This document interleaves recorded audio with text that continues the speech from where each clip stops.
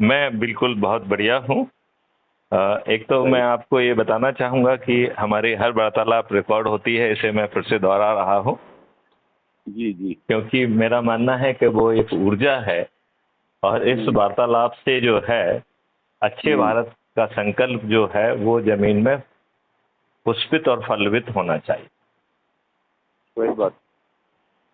तो अभी बहुत अच्छे। अभी आपकी आरती जी ने मुझसे बात की, उन्होंने आपने शायद उनको बताया होगा। मैंने ही बताया था। हाँ हाँ हाँ हाँ। और मैंने पाया कि उनमें काफी ऊर्जा है। वो स्वयं नारी शक्ति की पुंज दिख रही है सर। सर वो युवा है अभी, तो उनको भी काम करने का भी शौक है और कुछ देश के लिए सोचने का भी विचार अच्छे हैं उनके। तो और शिक्षित है। तो वो मेरे संपर्क में रहती है जी। तो पूछा करती है, तो मैंने ही कल परसों बताया था। जी जी। मैं बोला आप सर से संपर्क कीजिए, जी जी। शायद आपको वो लाइन सही मिलेगी। जी जी जी जी जी। तो उन्होंने कुछ मेरे को वो टाइम भी आपका कोई मैटर पढ़ के सुनाया था रात में ही। जी जी जी। फोन पे ही जी। उन्होंने साइड खोली होगी कहीं आपकी। जी।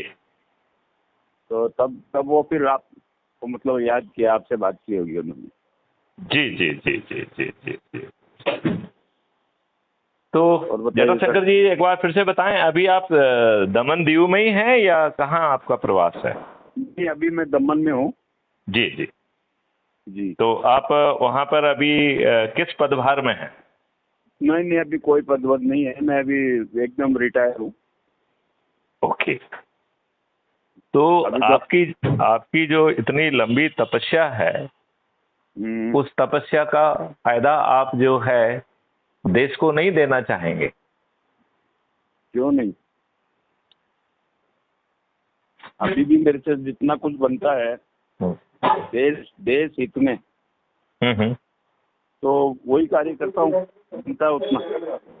देखिए, क्या ये बात मानते हैं आप कि आरएसएस अब देश को का भला करने की शक्ति खो चुकी है?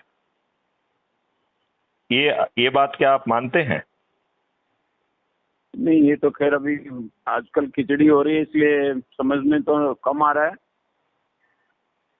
बाकी करने वाले जैसे आपके जैसे लोग जो विचार अच्छे रखते हैं वो भी उससे जुड़े हुए, तो करने का मन तो देखिए, मैं इसको दूसरे ढंग से आपके समक्ष रखना चाहूँगा। वो इस तरीके से रखना चाहूँगा कि देखिए, आरएसएस में ढेर सारे ऐसे लोग हैं जिन्होंने अपनी जिंदगी लगा दी है। बहुत सारों ने शादी ब्याह भी नहीं किया है, परिवार भी नहीं बसाया है, उन्होंने अपने आप को देश के नाम पर समर्पित कर दिया है। बिल्कुल बिल्कुल है। तो ऐसे कर्मठ लोग अच्छे भारत का संकल्प लेने से क्यों घबरा रहे हैं? और ढेर सारे आरएसएस वाले मुझसे बात करने में एक घबराहट क्यों महसूस कर रहे हैं? और यदि मैथिली शरण बोलते, हाँ ये हो रहा है। मुकुल कानितकर जी और जो आपके शिक्षाविद हैं, वो उनकी हिम्मत नहीं हो रही है मुझसे फोन पे बात करें। और भी बड़े बड़े लोग हैं जो मुझसे टच में रहे हैं, आज वो मैं महसूस करता हूं कि वो बात करने की भी हिम्मत और क्षमता खो चुके हैं। क्योंकि उन्हें ये मालूम है, उसका रीजन है, उन्हें ये मालूम है कि हर बात रिकॉर्ड में होती है और उनको बात का जवाब देने के लिए उनके पास कुछ है ही नहीं, इसलिए वो कटते हुए दिखते हैं। हाँ खैर ये बात भी हो सकती। हाँ तो लेकिन मैं बता रहा हूँ कि बात करने में तो कोई कुछ हर्ज नहीं है। नहीं, लेकिन वो फोन पे नहीं आ रहे हैं ना, और वो जानते हैं कि वो farmer DGP, president crime free Bharat mission, जो कि अब अच्छा भारत महापरिवर्तित भारत की बात कर रहे हैं। क्योंकि मुझे ये बात समझ में बहुत अच्छे ढंग से आ चुकी है कि अब जो है कोई भी राजनीतिक पार्टी आपको अच्छा भारत देने की स्थिति में नहीं है, कोई भी। उसमें किसी पार्टी विशेष का नाम लेने की स्थिति नहीं है, क्योंकि उन्होंने जो ताना बाना बुना है वो अपने ताने बाने में खुद फंस गए हैं। तो देखे, जैसे जूम करिए, अभी पिछले 3 उससे भाजपा सत्ता में है कि नहीं है? फिर बताइए, पार्लियामेंट में 543 में से 251 अपराधी पहुंचाने के लिए किसे जिम्मेवार माना जाएगा? मैं इसके लिए सीधे, ये तो बीच में आपकी बात काटूंगा सर, ये तो व्यथा है हमारे, जो अभी देखा जाए पिछले टाइम से चला आ रहा है, आज से ही नहीं चला रहे, कांग्रेस के टाइम में इससे भी ज्यादा हो रहा था, तब हमने ध्यान नहीं दिया। तो मजबूरी बन गई है कोई भी पार्टी की, अच्छे कैंडिडेट मिलना बहुत मुश्किल हो रहा है, मिलते हैं लेकिन बहुत कम मिलते हैं।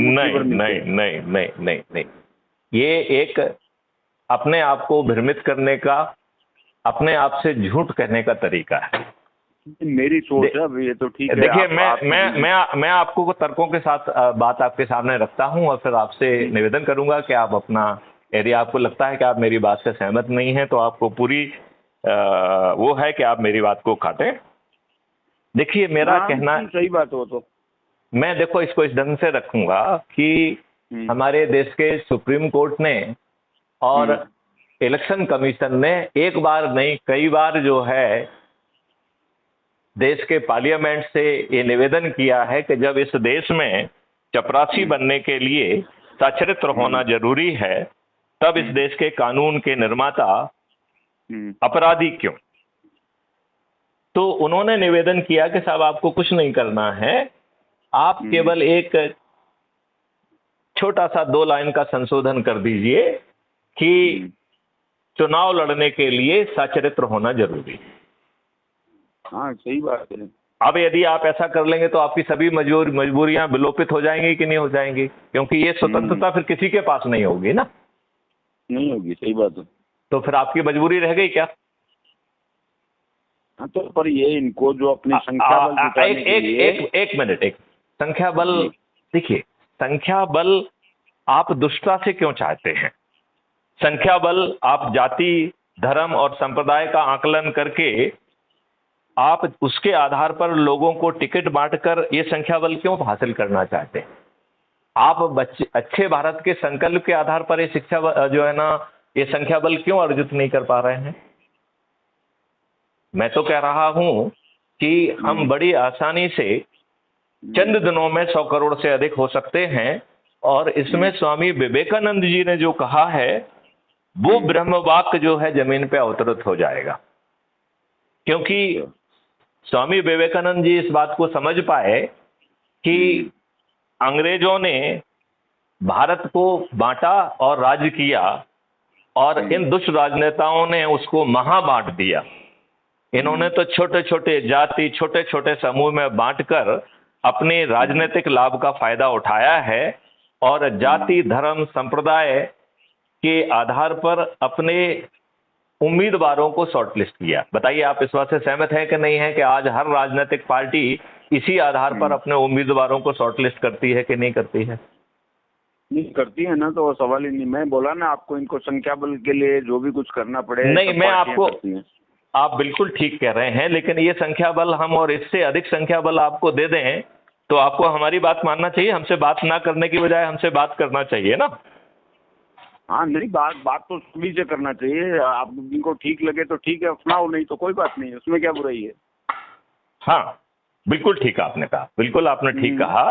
तो मेरा आपसे ये कहना है कि क्या सभी राजनीतिक पार्टियां उम्मीदवारों को फाइनल करने के पहले ये देखती हैं कि नहीं देखती हैं कि ये जीतेगा कि नहीं जीतेगा? जिसको देखती है ना, वो तो क्यों नहीं, वो तो देखती ही हैं, वो तो जिसको उम्मीदवार को ही लेते हैं तो। करेक्ट। मतलब जिसको इसको ये विनेबिलिटी कहते हैं कि किसको जीतने की संभावना अधिक है, यही है ना? सही बात है। तो क्या सभी राजनीतिक पार्टियों को दुर्जनों में, दुष्टों में, अपराधियों में, बाहुबलियों में और धन बलियों में जीतने की संभावना दिखाई देती है कि नहीं दिखाई देती है? नहीं, इन्हें किसी सज्जन, बिल्कुल बिल्कुल 100% बिल्कुल सही है, परफेक्ट है, पर मेरा एक थोड़ा सा आपको मैं बता रहा हूँ जी। आज की जो जनता है ना, उसको उसी तरह के ठकोसले और उसी तरह का वो विवरण पसंद है। वो आप मेरे ऊपर, वो आप मेरे ऊपर छोड़ दीजिए ना, मैं अभी आपको संतुष्ट। मैं आपको बता रहा हूँ आज की जो व्यथा है ना, आज की जो जनता है वो टूनी को दे रही है। आज की जनता को हमने इस जगह पे खड़ा कर दिया है। आज की जनता को लगता है कि हम तो जो है फिरीबी दारूखोर बना दिया है। किसने बनाया? इन दुष्ट राजनेताओं ने। वो तो ऐसे नहीं थे।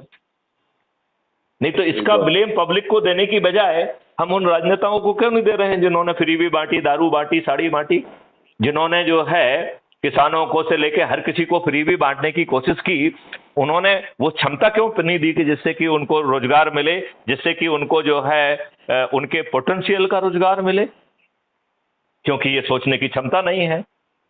और आप जो है गंदे लोगों को जब पार्लियामेंट में ले जाएंगे तो वहां गंदी बात होगी ना, दुष्टता की बात होगी ना।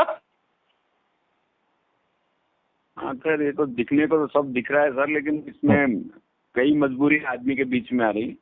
मैं आपकी सभी मजबूरियां दूर कर दूंगा यदि आप मुझे 5 मिनट का समय देंगे तो। मैं आपको एक बात मेरी व्यथा बता रहा हूँ यहाँ की लोकल। जी। मेरे दमन में एक प्रशासक नाम से एक प्रफुल्ल भाई पटेल को, जो मोदी जी का लेफ्टिनेंट था, उसको दमन दीव का नहीं पूरा संघ प्रदेश का उसको बना रखा है जी। यूनियन टेरिटरी का पूरा प्रशासक बना रखा है उसको जी। वो पूरी राजनीति करता है यहाँ पे जी। उसको वो आप जिस तरह से बोल रहे हो ना, वो 5 एक का आदमी है। लेकिन फिर भी वो यहाँ पे अच्छा 10 साल होने जा रहे हैं सर। आप विचार कीजिए, कोई प्रशासनिक अधिकारी भी होता है या कोई भी होता है, वो एक जगह 10 साल रह सकता है क्या? बिल्कुल नहीं रह सकता है। अच्छा, यहाँ का जो अभी सांसद जीता है वो एक यंग आदमी है, मेरा ही शिष्य जैसा है, लेकिन उस आदमी के लिए हम लोग उसको जिता तो लिया हमने, लोगों से निवेदन कर करके समझाया लोगों को, क्योंकि सामने बीजेपी के वही लोग आ रहे थे। लेकिन अब ये व्यक्ति उसको आज एक चपरासी की तरह ट्रीट करता है, जबकि अधिकार इसका है, ये जनप्रतिनिधि है। वो तो एक नौकरशाह है, ये तो जनप्रतिनिधि है। लेकिन उसने ऐसा कारोबार हाथ में ले रखा है यहाँ पे कि किसी की हिम्मत ही नहीं होती। हिम्मत क्या करेगी? आवाज जहाँ पहुँचनी चाहिए वहाँ आवाज नहीं पहुँच रही है, और पहुँचती भी है तो कुछ एक्शन नहीं लिया जाता है। यदि आज दमन को बना तो रहा है वो, क्योंकि मोदी जी ने आज के 5 साल पहले 20,000 करोड़ रुपए दिया था इस व्यक्ति को, कि आप प्रशासक के नाते 3 जो छोटी छोटी जो हैं वो मतलब सिटियां हैं, दमन, दीव और दादरा नगर हवेली, इनको आपको स्मार्ट सिटी बनाना है। ठीक है, क्योंकि ये पर्यटक स्थल है। जटाशंकर जी मैं आपको 15-20 मिनट बाद रिंग करता हूँ और इस वार्तालाप को हम आगे ले चलेंगे। ठीक है जी सर, जी सर, जी। चलिए, जय हिंद, जय भारत, वंदे मातरम, जय गुरुदेव, जय गुरुदेव।